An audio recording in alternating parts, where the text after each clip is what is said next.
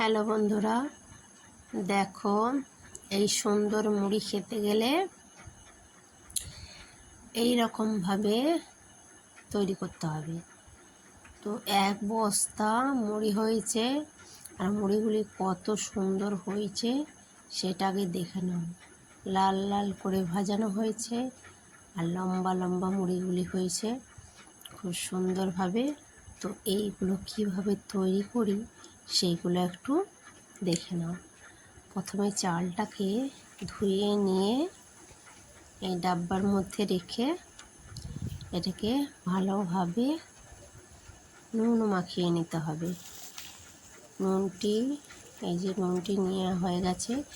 তো 5 কেজি চালের জন্য আমাকে 5 লোট নুন নিতে হবে। সেই নুনটা মাখিয়ে নিতে হবে ভালোভাবে।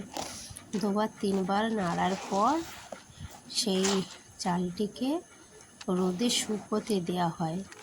সেই শুকোনোর পরে মুড়িটি মেশিনে ভাজানো হয়।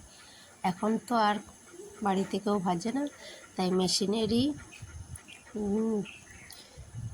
ভাজতে হয়। আর এইগুলোকে রোদে শুকিয়ে নিতে হয়।